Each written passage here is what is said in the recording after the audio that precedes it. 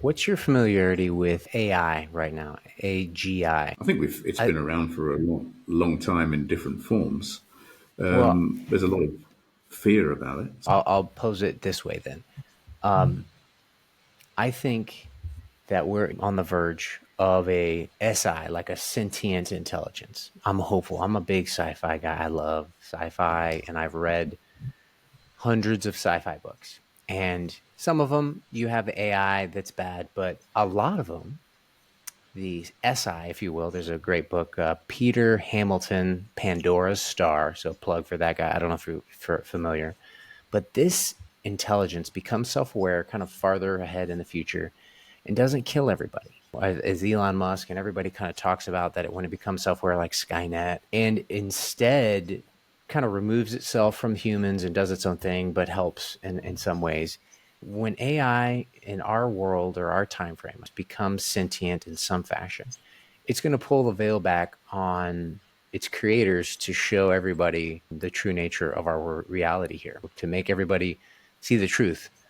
And as Nietzsche said, how much truth can you handle? Do you like it sweet and muted? Because that's kind of the test of a person's character and the nature of how they think inside.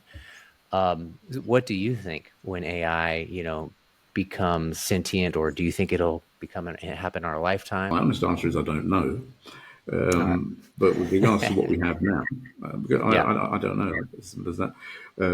You're obviously better read and educated on that because that's your thing, your interest. But if you think about the words artificial intelligence, you could go back to our education system and say, is what they're teaching our children real intelligence? Or is that artificial Mm. intelligence?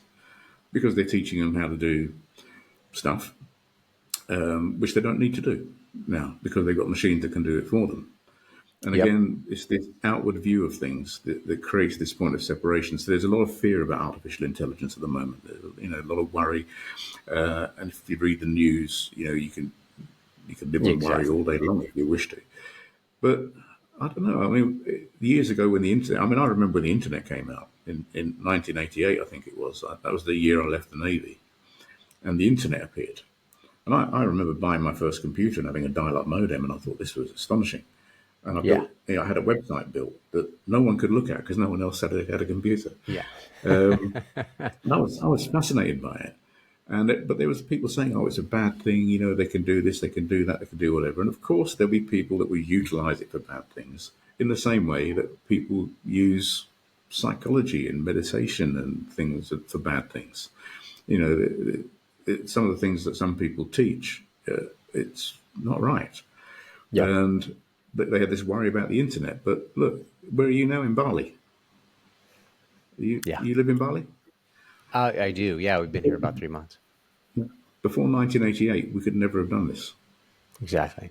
There is an aspect to this where people can now connect with one another over vast distances without time delay, and it's astonishing. Incredible. Yeah. It can create that sense of connection, so it can be used for good things. So when we look at the new AI, the artificial intelligence, or whatever they're going to call it next, yes, there's an element there. The same things, same rules apply. Because at the end of the day, it's going to have to take human interaction. I Exactly. believe even if it comes to the point where it's unable to develop its own thinking, the question is, will it have a consciousness? Because it's consciousness that separates things, human beings from other things, although consciousness pervades everything. So it's a hard one to explain in its own right. But it's the old thing, isn't it, that bad news sells better, you know. Exactly. So, and media makes a lot of money out of bad news because we have this ingrained fear response